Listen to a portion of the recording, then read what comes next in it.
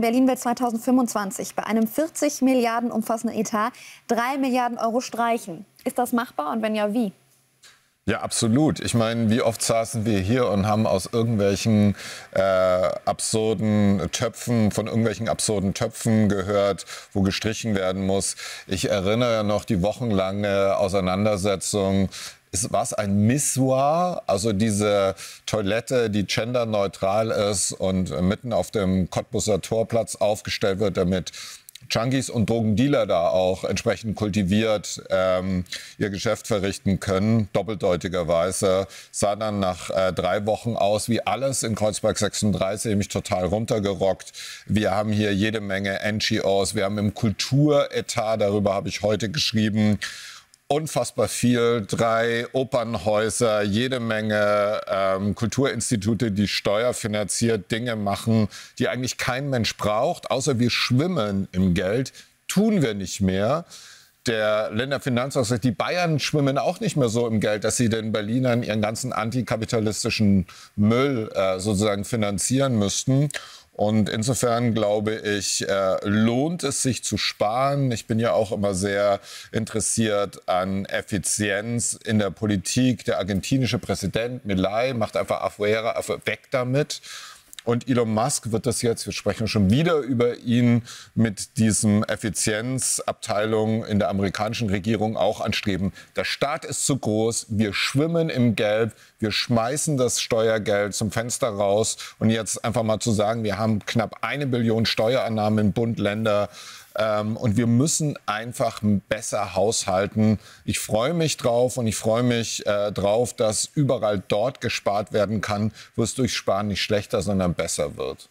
Du hast jetzt gerade schon einmal kurz angeschnitten, die Kulturszene, die Opernhäuser, die Schaubühne erwähnt. Es hat Demonstrationen auf den Straßen in Berlin gegeben. Der größte Protest kommt aus der Kulturszene. Warum? Naja, ich meine, man sieht da ein Milieu, das bislang vor allem von der Politik gehätschelt ist. Und ich glaube, das hat damit zu tun, dass man eigentlich nur mehr Geld gewohnt war. Und das ist ja das Schlimme an diesem Doping. Das ist wie Gift, das Steuergeld. Und du pumpst immer mehr rein und die Leute sagen ja nie, stopp, ich habe genug, ich komme mit dem aus, was ich habe, sondern man nimmt es immer mehr und daraus erwachsen dann Ansprüche.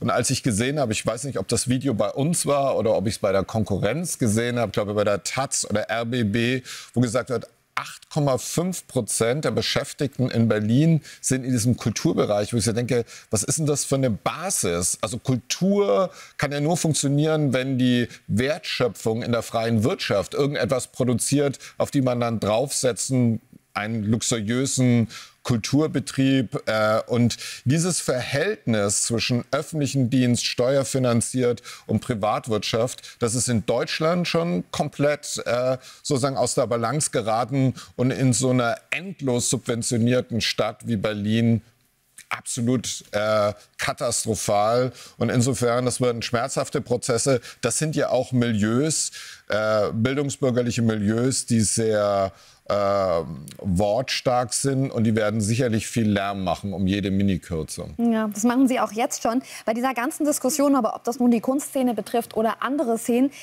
kommt immer wieder das Wort Schuldenbremse in die Diskussion rein. Und dass man die flexibler ausweiten sollte, das hatte ja Kai Wegner als CDU-Politiker ins Gespräch gebracht in Berlin.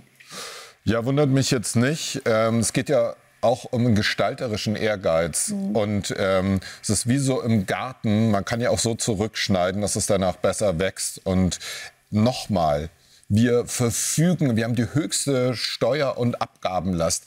Dieser Staat schwimmt im Geld. Wir schmeißen das Geld halt leider zum Fenster raus. Und ich glaube, der Afuera-Populismus von Milei hat ja deutlich gemacht, es geht. Die ersten Resultate zeigen, dass es geht. Wie Elon Musk jetzt angekündigt hat, bis zu 80% in der Regierungsadministration rauszucutten bei den steuerfinanzierten Washington Institutionen. Also ich glaube, wir müssen da eine Fantasie entwickeln. Dieser Sparmuskel ist überhaupt nicht trainiert.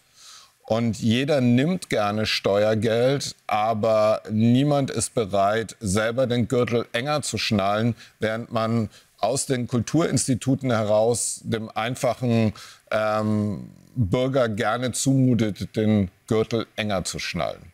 Sagt Ulf Poschardt, Chefredakteur der Weltgruppe. Danke für deinen Besuch hier im Studio bei uns. Sehr gerne.